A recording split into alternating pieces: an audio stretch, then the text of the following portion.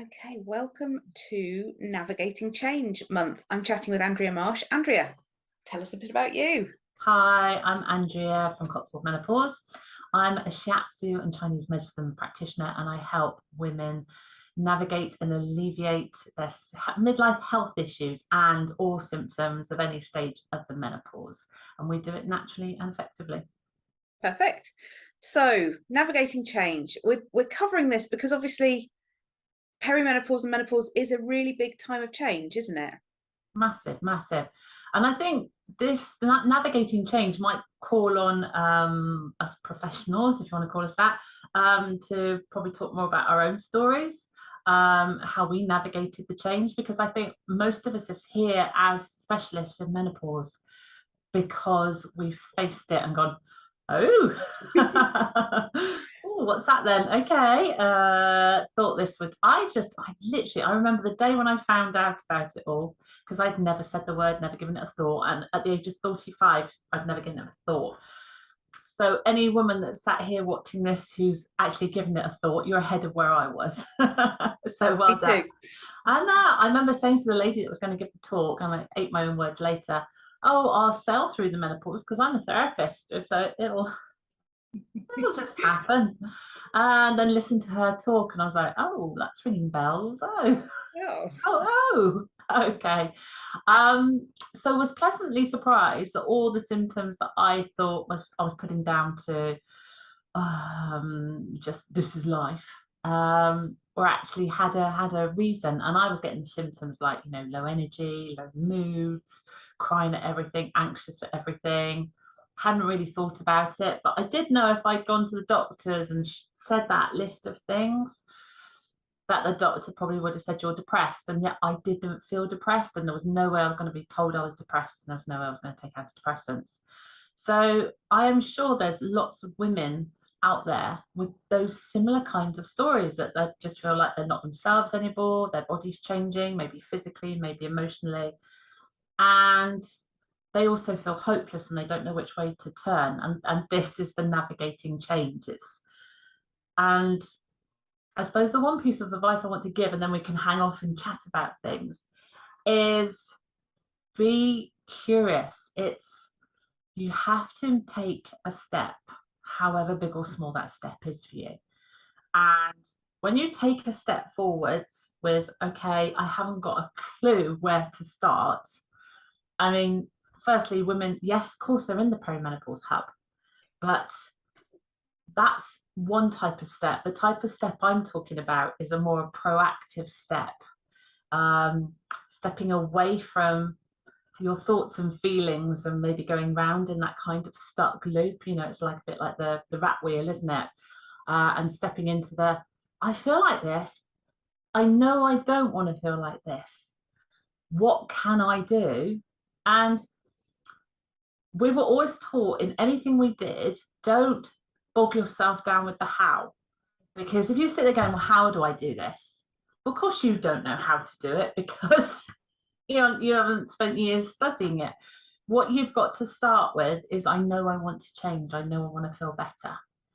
And that is literally the first step of navigating change, if you want to call it that. But I just see open to the possibility of change, because navigating is still a bit of a scary word, isn't it? We're thinking maps and orienteering, and which way around does the map go?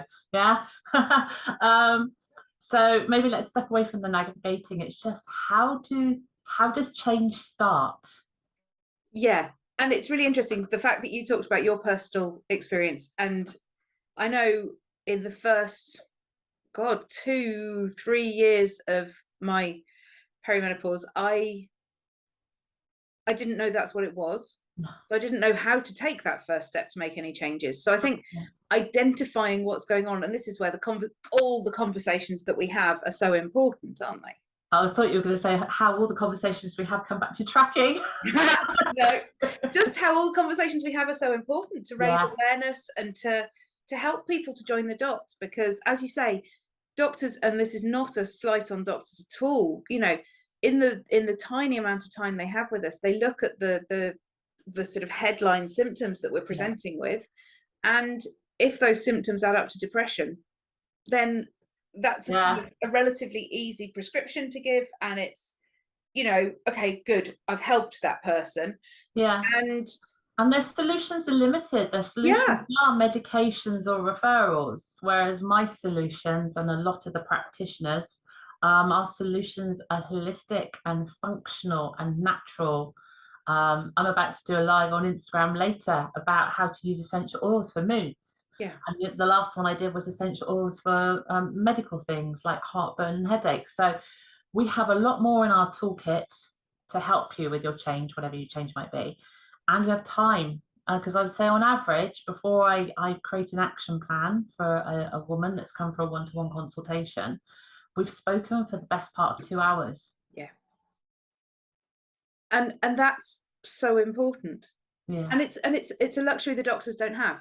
You know, Yeah. they don't have that luxury of time.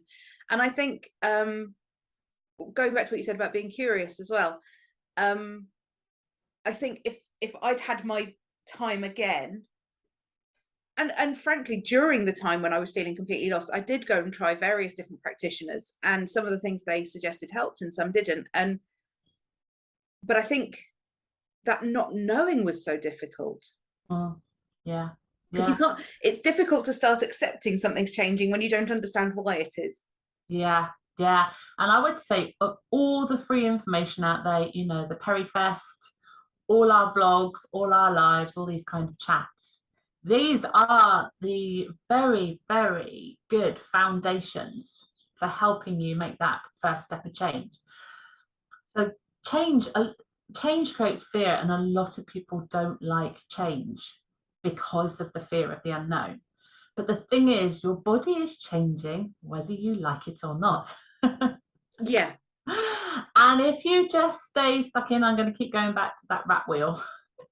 If you keep yourself caged in that, going round and round in your own head, yeah, why am I like this? Why am I like this? This is ruining my life. I want to be who I was. All those things. I see the postman coming in. The postman's going to kick the dog off. Let me wave to the postman. Don't pop it through there. No. Here we go. there we are. There we go, Lena. It's all right. Sorry, I've lost my train of thought. I was like, yes. So change is scary and fearful.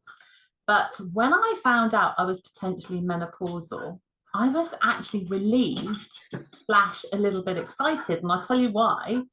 Because there was a potential reason for why I felt that wasn't being depressed. Because the last thing I ever want to feel is depressed, because there's lots of stuff going on in my life, my family, and the one thing I didn't want to ever go down the path of was depression and drugs. So to be given another avenue, and that, oh, it's menopause, okay, this is quite a surprise, didn't realize this happened at 45 kind of thing, because I have regular periods. And that's the thing, women are going, how can I be menopausal? I've got regular periods. So the first answer to that is, if you've got symptoms and you've got periods, you're in the perimenopause realm. That's exactly where we're sat. So I'm still perimenopausal. I'm 51 next week and I'm still perimenopausal, but I have no symptoms. So when I found out potentially everything I was feeling was menopausal, first of all, that was a mistake, because I went straight out and bought a menopausal supplement and it gave me hot flashes. So that just shows to you that hearing that I'm menopausal, but taking action, it was completely the wrong action. And I was like, oh, this doesn't flipping make sense. I've taken the supplement and I've got more symptoms. And I'm like a bit of a supplement queen now. So, but again, my curiosity, and I keep going back to that word, my curiosity and my body's changing. How do I support it? I want to feel better. I don't want anything to get worse. I want to turn this around and get it to feel better. So I had to think about it a little bit more than racing out and buying the first supplement that I'd heard of, because it gave me a symptom. So many women are in this place as well. They go, but somebody recommended on the thread, I take this or I do that, and I've done it and it didn't work. They don't. These things in isolation don't work, and they don't work because you're kind of coming at them from a point of ignorance. And I don't mean that in a bad way. I just mean that you just haven't got a flipping clue. Yeah. Because we were all there, me and Emily included. Absolutely. And that's literally sums up why we have the experts in the hub.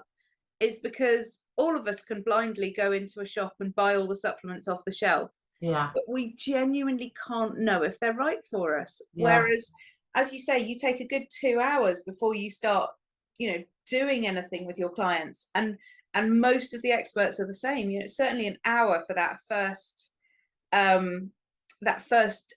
meeting, Yeah. and in that, it's understanding what the patient wants that change to look like. Mm. Because that's really important. It's all well and good us saying, well, let's just support you to get through menopause and then jobs are good. And is that you want your energy back? Is it that you want your sleep to be better? Is that you want no more bloating? Is it that you want your periods to be less painful? And that's just a tiny example of the things Yeah. that might be hitting you. And so no two of us have the same cocktail of symptoms at the same time. No. So trying to say that this one supplement will do it Yeah. is understandably fairly sort of simplistic. And that's where it's where all the experts come in to guide people and to help them and to... Well, we're the navigators in your navigating change. Absolutely. You are changing. We're asking you to embrace the change, be curious about the change. Now, of course, a lot of women, when they get to this point and this realization, they've been to the doctors, they feel like, excuse my language, shit. Yeah. And their energy is on the floor. And I see it in people's faces. I hear it in their voices, that they're sat there like half dead going, what's wrong with me? But it's, even in all of that, if you've just got that 1 ounce of energy to like, I feel like I'm at my rock bottom. When people hit rock bottom, they know the only way is up, is almost, but when you're on the way down, there's still that potential of, will it get worse before it gets better? Yeah. So I would say use any energy, emotionally or physically, at that point to go, I realize I'm on the way down. I realize this isn't a good path right now. I realize I'm not as happy as I was, but where do I start embracing that change? And what happens is, when you start thinking that way, a couple of things happen. One is the universe helps, and this isn't too woo-woo. No, what it really is when something's loaded in your brain of, how can I help myself? Where can I get help? What help can I get? When you're thinking that way, you see and hear things that will help you.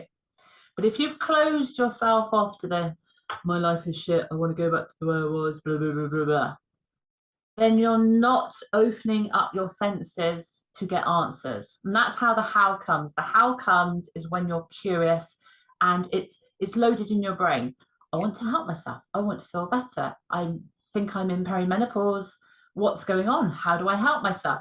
When those questions are loaded in your brain, you start seeing the answers. You start, have a mooch on Instagram. I mean, there's tons of people on Instagram. I'm on Instagram. Have a, because you're asking the questions, you can start Googling the questions.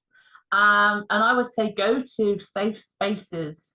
And I think Perimenopause Hub, with its list of experts, is a safe place. Yeah. Whereas just generally on Google, if you Google anything, the first 4 pages are solid at adverts. Yeah. And we can't guarantee whoever or whatever is behind those adverts has got your best interest. No. But every specialist that you've interviewed who's come into the group, has got a passion for helping. Absolutely. And going back to the sort of the analogy around navigating change, ultimately, every woman in perimenopause, menopause is changing.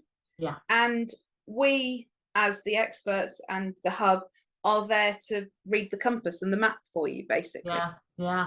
Now the analogy. We know I love an analogy. Yeah, we're getting back to that. I'm a pretty good map reader, actually. I am actually. I'm surprisingly good.